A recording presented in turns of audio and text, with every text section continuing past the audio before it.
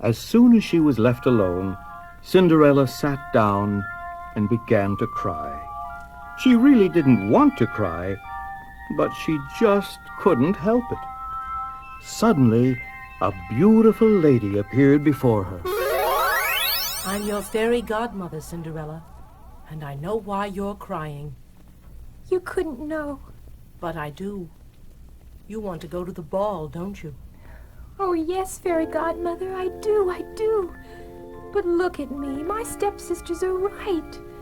Everyone would laugh to see a Cinderella at the ball. You forget one thing, my child. I'm very good at solving such problems. Now go at once and get me the largest pumpkin you can find. A pumpkin? Fairy godmother, what good would a pumpkin do? Don't ask silly questions, Cinderella. Just do as I say. A quick trip out to the garden and... Here it is.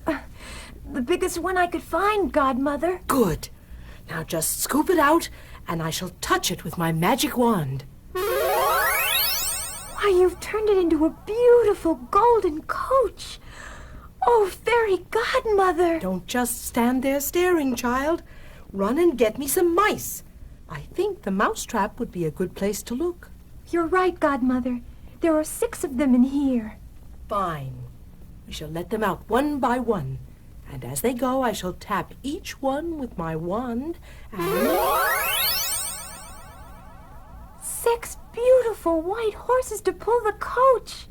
Now, who shall we use to drive the coach? I thought I saw a big rat in the rat trap. We could make a coachman out of him. Quite right. You go and see. Cinderella brought the rat trap with 3 big rats, and the fairy godmother chose one who had very elegant whiskers and turned him into a fat coachman with one of the finest mustaches ever to be seen. Now go in the garden and fetch me 6 lizards. As soon as Cinderella brought the lizards, they were turned into 6 footmen in splendid uniforms. Oh, fairy godmother, what a marvelous carriage with coachman and footmen. But look at me. How can I go to the ball in these rags? Why, that's the easiest trick of all. And with a final wave of her wand, the fairy godmother changed Cinderella's rags into the most beautiful gown of gold and silver, and placed a pair of glass slippers on her feet. Now, dear Cinderella, go to the ball, but don't forget one thing.